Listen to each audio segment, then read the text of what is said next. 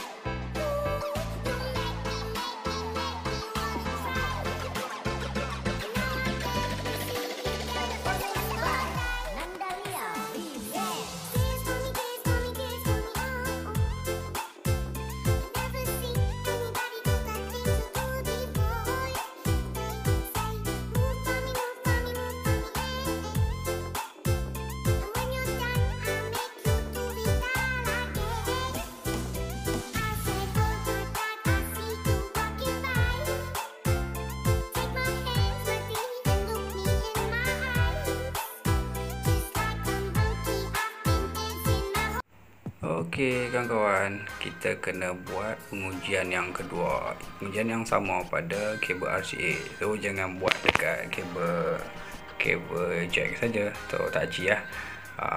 Kemungkinan barang-barang lama ni kadang-kadang dia back contact dia, dalam dia wire dia kecil-kecil ya. So kita tak tahu condition dia okey tak. Tak okey, kita kena gunakan meter. So gunakan kaedah yang sama, konsep yang sama.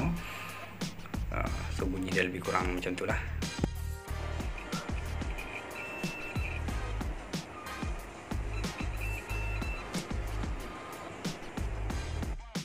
Okey, keputusan pun cantik. So kita pergi ke langkah seterusnya.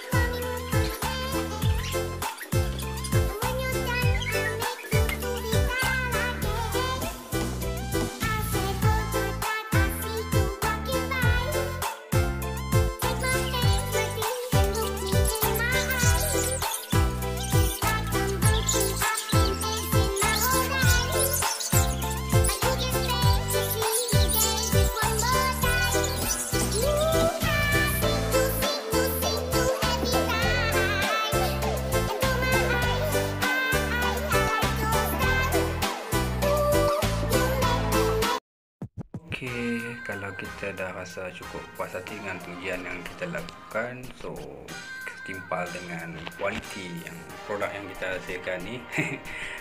So sekarang ni bolehlah kita balut. So kat sini aku menggunakan PVC tape ya.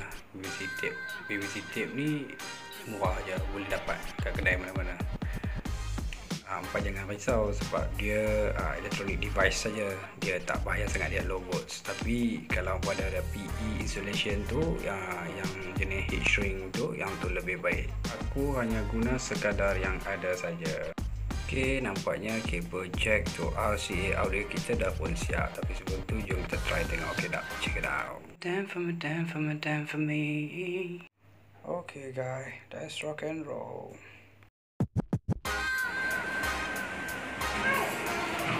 Come on!